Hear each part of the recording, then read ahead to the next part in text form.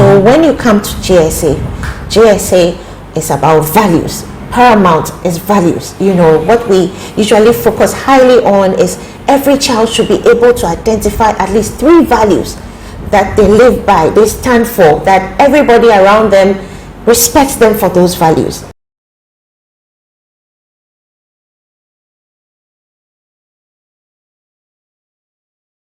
Hello everybody, you're welcome to Just for Women Africa. My name is Olaleko Amusa, the founder of Just for Women Africa. And today's show is kind of different. We're going to talk about grooming of young boys. And the person who actually runs this organization is run by a woman, so automatically she qualifies to be on this show. But before we start the show, do not forget to hit the like button, leave a comment, subscribe, tell a friend who knows a friend about Just for Women Africa. And today on the show we have Ethel Marfo, also known as the Boys Doctor. You're welcome to the show. Thank you, Lekan. I'm happy to be on the Just for Women Africa show. You're welcome. How did you get the name the Boys Doctor? It was a name that my daughters and I, decided to use so that it could brand me better. Because I've been doing these boys programs for a while, and we were thinking of a name that I could use to get onto TikTok to create more awareness about my programs. So it came as a result of we brainstorming and looking for what would be the best fit for their mother. And so they said, you've been at this for a long time. You're a doctor in this now. So I said, okay, Boys Doctor. And they all go like, yes. And so that's how come Boys Doctor, and I've kind of accepted the name boldly, and I'm using it on most of my platforms now. And it's actually my pen name for my book.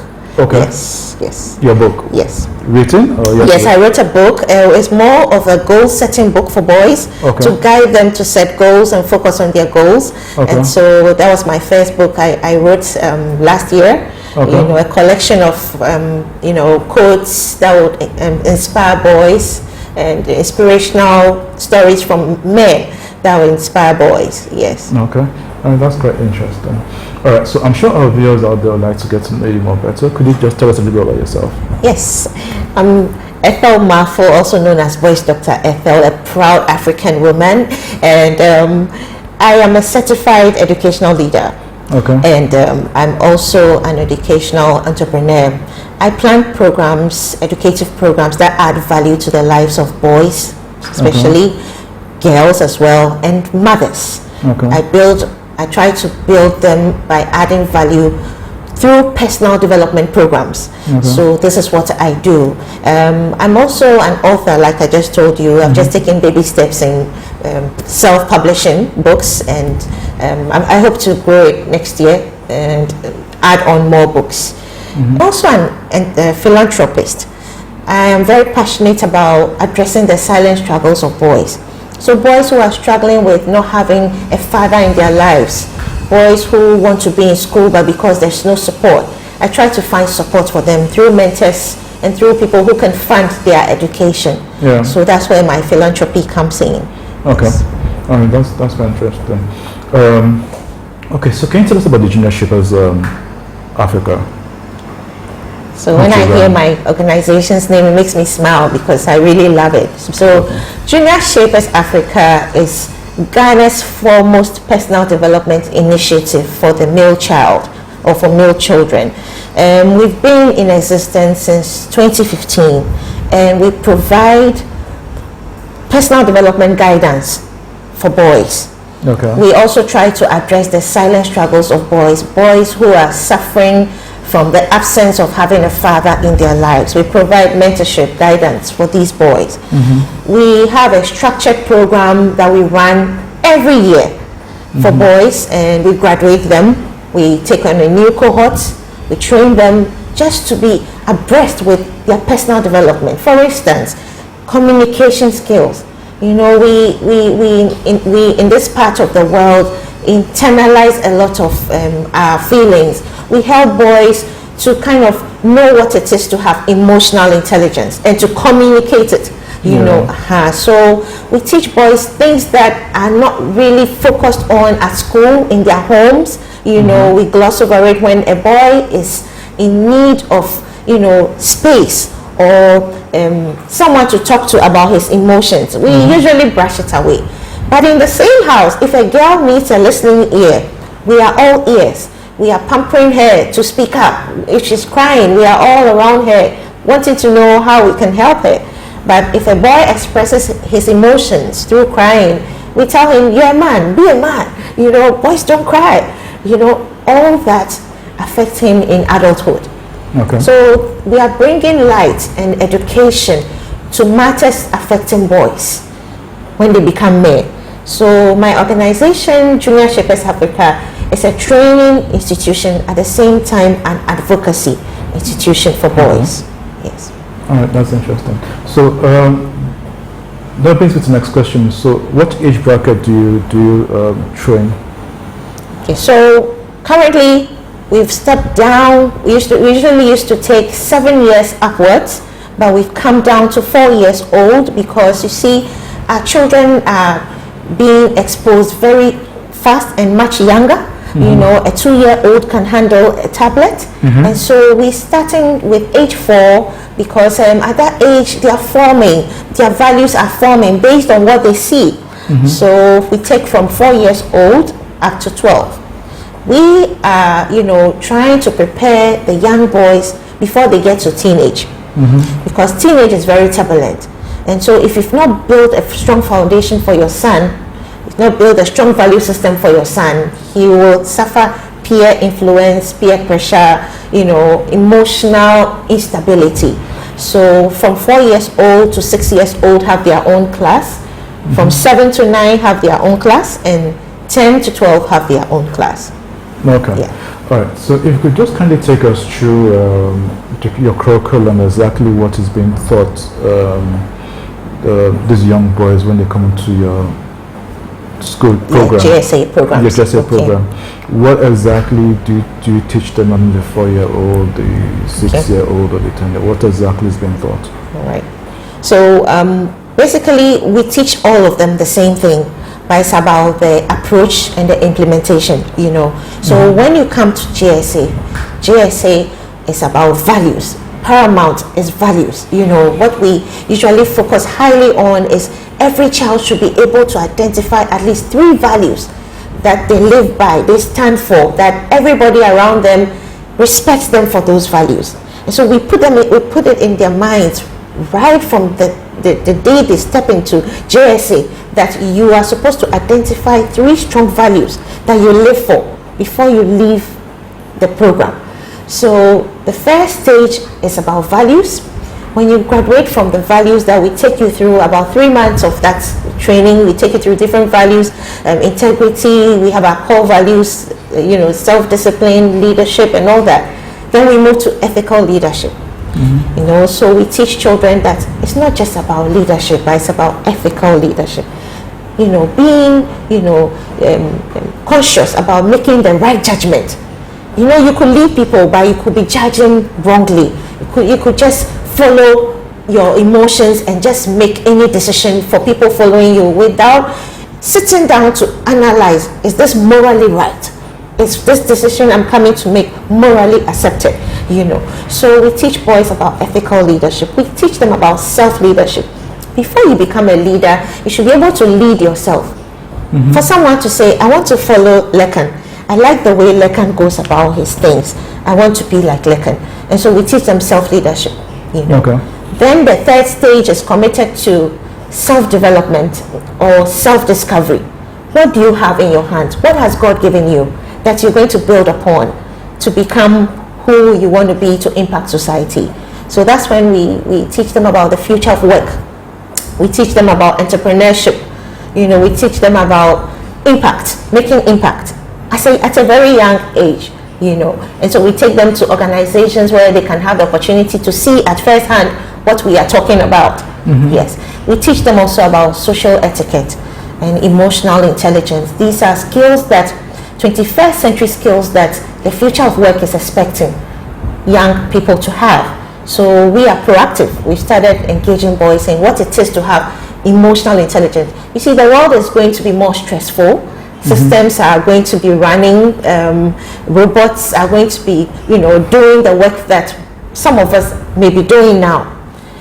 the extra that you can provide in the future of work is your emotional intelligence, artificial intelligence, and also your ability, to preempt what someone may feel when maybe a service is provided to that person. Yeah. So we try to take them through, all these innovations, that are yet to happen. So basically, we do values, leadership, self-discovery, entrepreneurship, social etiquette, and emotional intelligence. Yes. Okay. All right. So brings us to my next question. How do you select the schools? Do you do public and private schools? Yes, we do private schools more. Public schools, we do it on invitation. Okay. Yes. So I remember there's been instances where we've been invited. For instance, we went in our 3rd year in operation. We hosted a program for schools, a group of public schools in Central Region by an MP who invited us to come and do that program for his boys in the region. Okay, so we are not in public schools, but we go on invitation. With public schools, the system of getting accepted in public schools is much more strenuous, so we are working on it. We need to get approval from the Ministry of Education, from Ghana Education Service, to be in all the public schools, and so we are working on that. But the private schools are more accepting of us because it's an extracurricular activities, and private schools already have the concept of imbibing extracurricular activities in their school program. So we appeal more to private schools, but the future is to be inclusive, to add both public and private schools, so that we can make more impact in our society. So it's work in progress. Yes. Okay, that's quite interesting. All right, so quite recently you had a graduation. Could you tell us about it? Yeah. So congratulations to all our boys who graduated on the 6th of March. We had a very interesting graduation, especially for the fact that it was on 6th March, Ghana's independence. It brought some patriotism into the program, and the boys were, ready to do something impactful for Ghana, So 35 boys graduated from our program. These are cohort 4. Our cohort 4 boys, and so we look forward to also taking on cohort 5 in 2022. So we graduated them based on the fact that they had acquired skills in leadership, entrepreneurship, social impact, emotional intelligence, journaling. We taught them a whole lot of things that they can put on their CVs, yes. And so at the end of the day, we crowned our boy of the year, which we normally call the phenomenal Abrantier, so JSA phenomenal Abrantier. Abrantier in Ghana is gentleman. Okay. So we had our JSA phenomenal Abrantier, or gentleman of the year, in the person of Jeremiah Komla Maunyo Jr., a student of St. Martin Depoyo School in Dansuman, was our winner. Yes, and we are so proud of him. He impressed everybody because all the boys are expected to come up with a project that would be their legacy project. And at JSA, our vision is to make sure that all the boys are given an orientation about being father figures, responsible father figures in our society. It doesn't matter if you are 10 years old. You should have a father figure mentality. You should see younger boys and want to care about them, younger girls, and want to prevent bullying in your school, want to protect them. We teach young boys to have a father mentality very early in life. So the project we gave to our finalists for the competition was, what are some of the peculiar challenges boys, children go through in Ghana? Identify one of them, and then when you win, JSA will support you. Okay. So Jeremiah came up with a convincing project. He wants to do something to help children with autism. Okay. Normally we don't consider inclusiveness in our education, in our curriculums, where these children can fit in very well. And Jeremiah has a good solution on how he can help them. And so JSA is going to help him to actualize this dream in his tenure of reign, which is a 1-year period. A 1 year period. Yes. Okay. So this graduation basically is every year? It's every year, yes. Okay. And when you graduate, you join an alumni association, a bigger family of GSA where the personal development is lifelong. We still teach you. We still bring on guests, speakers to come and talk to you, you know, and therapists, psychologists come to interact with them to know what challenges they are facing as they are transitioning into manhood. So we don't just leave it there. We follow up on our boys. Yes. Okay. Yeah. That's quite interesting. Yeah. All right. I'm sure viewers out there will be wondering, Juniors Shapers Africa, you just focus on boys. Is there any program for women? Of course there is. For the young girls? Of course. Why I'm saying of course is because I have 3 daughters. Okay. Yes, but you know, with the boys thing, it's more like a calling that God gave me. He put this calling on my heart to do something for boys. Okay. And so I do something for girls, but it's an annual thing, a boot camp, a career boot camp that I have for girls. I love to see ambitious girls with ambitious dreams. So my boot camp normally powers them up not to forget their dreams, no matter the challenges, you know. So if a young girl as young as, we take from 6 to 12 years old, we prepare them for teenage turbulence and all that, you know, and then we give them career guidance. So if I realize a 7-year-old girl wants to be an astronaut, I am so excited because it's a big dream. You should be very ambitious to think about being an astronaut. So when I see such girls, I give them all the encouragement, connect them with mentors, or show them videos of successful female astronauts so that they will never forget. You know, children work a lot with their memories. So I give them a great memory of being who they want to be in future. Yes. Okay. Yes. That's So girls are invited to my boot camp in April 19th to 23rd of April. I invite parents to register their girls for our boot camp. Yes. Okay, that's it. Okay, guys, you're still watching Just for Women Africa, and today on the show we have the Boys Doctor. She runs an NGO called the Juniors Shapers Africa, program meant for grooming young boys from the age of 4 to the age of 14. 12. Okay. All right. So this brings me to my next question. Has nothing to do with GSA per se. To the next question. As a woman, how are you able to find the balance between your work, personal life, and you know, because I'm sure a lot of women out there are trying to find the balance. How are you able to do it? I smile because there's no word like balance in my world. I don't do balance, but I'm trying to find a balance, you know. I focus on what is priority at a particular time, and then I hit hard and I win and I move on to the next project. It's because I handle a lot. I wear many hats. I do programs for girls, for boys, for mothers in business. You know, so I know I plan right from the beginning of the year that April is for girls. Maybe February to April I'll be doing weekly programs for women. So I plan my year, and I know when to focus hard. So there are times that I will abandon something for a while, but it's self-sustaining, you know. So it's about planning, and it's about prioritization. Know what is important at a particular time, and focus there and win there, and move on. So that's how I run my show, and it works for me. So maybe it could help some women out there. Don't be looking for balance. You sometimes in looking for balance, you'll be wasting time. Focus on what's important, and just hit hard and win, and then you take on the next project. Yes. All right. Okay. And before you go, I negotiate a lot with my family members. For instance, my children, because they are priority to me. Their development is priority to me. But when I know I'm going to be very busy and I'm on a project that's very intensive, I prepare them mentally ahead.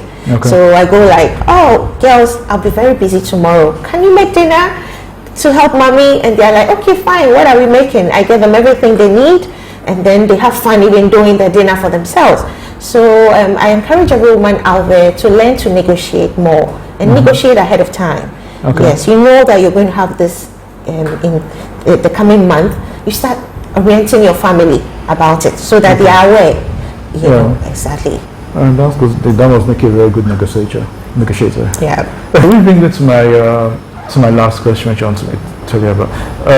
A lot of women complain that a lot of barriers in life, that it affects a man's world. It's difficult, men take advantage of them sexually. I mean, it's difficult to just climb up the ladder. But you've been able to make it, other women have been able to make it. What advice can you give to women out there? I'll say, first of all, feel blessed to be a woman and an African woman. Have that mentality. Always feel blessed to be a woman, and use it to your advantage and use it to the glory of God. Make sure that you impact others around you. The challenges will always be there, but always remember that some other women fought for you to be where you are today. If you also have the opportunity and God smiles on you to get certain opportunities as a woman, fight for the other woman. Mm-hmm. You see, we can always complain, we always have excuses why maybe we are not getting to where we want to get to. But if you just have that mindset that this is just a phase, I will pass, it will pass. You can do it. Okay, I didn't have it easy. I started JSA 7 years ago. Many people questioned my intentions. People questioned why even a woman should be grooming boys. It should. Some people thought it should have been a man grooming boys.